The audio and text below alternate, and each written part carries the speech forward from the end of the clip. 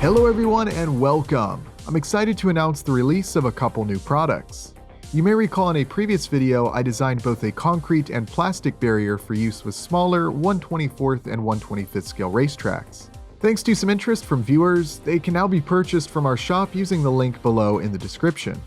After making that video, I was eager to print a bunch of these barriers to use with my track, which is exactly what I did.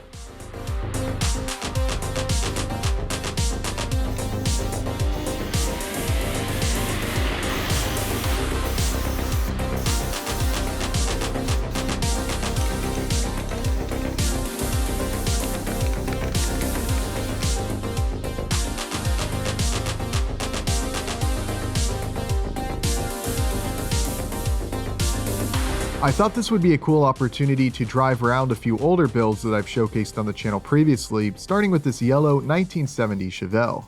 I've made several videos with this car in the past, and it's even gone through some minor transformations, but I more recently reverted it back to how it looked when I first built it. I also added some magnetic body mounts for convenience.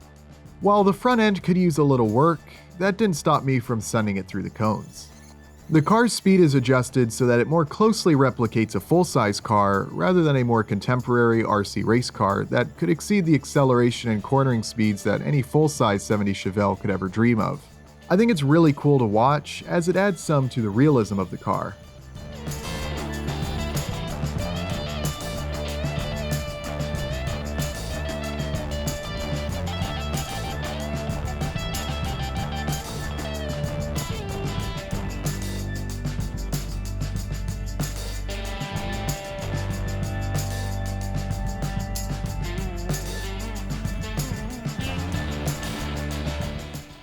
I'm a big fan of really any year's Chevelle, even some of the very early and later models that don't get as much attention, but the 70 model is among my favorites, and I really like how this one turned out with this sort of pro touring style aesthetic.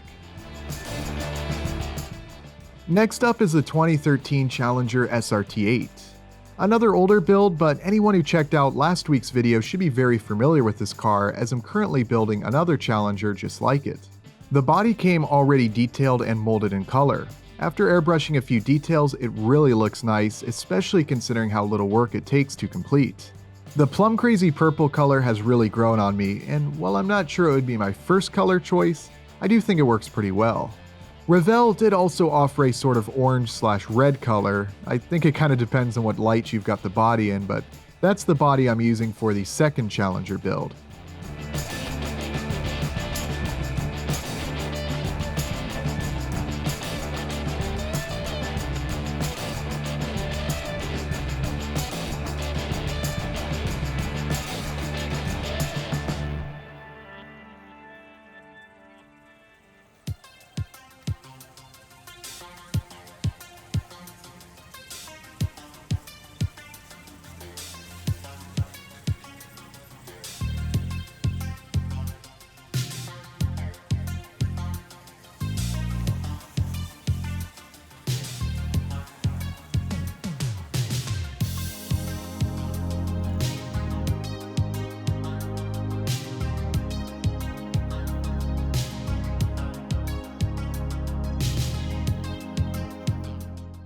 This was an all-around really fun project, and it's been cool recently building another car just like it, though I'm determined to make the second Challenger even better than the first one.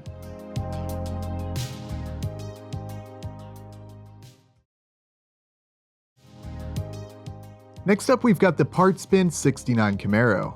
This project is a little more recent, and it was a lot of fun since everything from the wheels to the paint was chosen by you, the viewers. I think there were like 3 or 4 parts to this series, and after each video we had a poll to see what you all wanted to do next, and I've got to say you all have great taste as this car looks awesome. I definitely like to do another build like this in the future, but for now I've got plenty of projects on the bench already.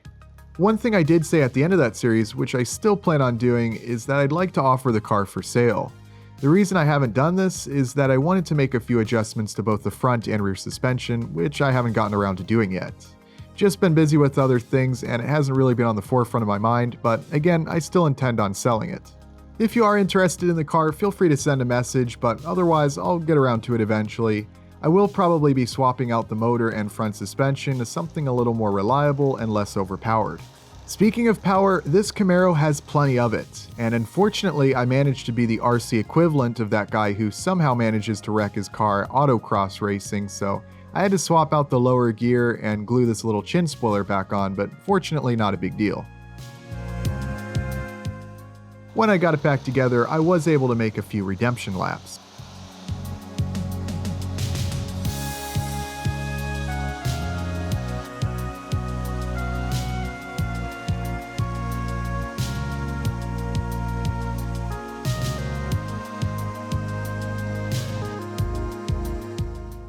Last but certainly not least, I have the 2010 Ford Shelby GT500.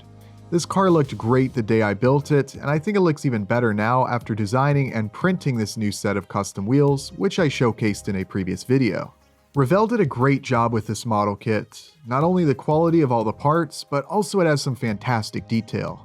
And thanks to a well-built chassis by yours truly, it drives just as good.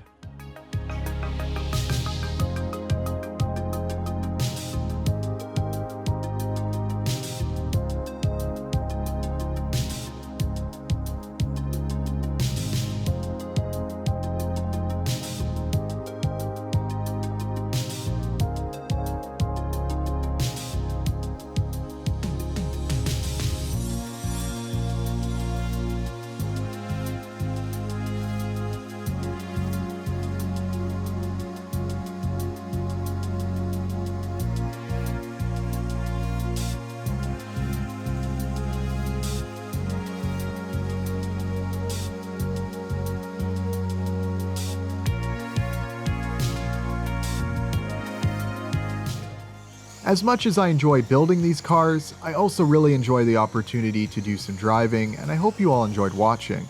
I've linked to the build videos of all the cars I've shown in today's video in the description if you'd like to check them out. Also, if you'd like to get yourself some barriers, cones, or any other of the dozens of products that we offer, be sure to check out those links below as well. There's more items on the way, so stay tuned.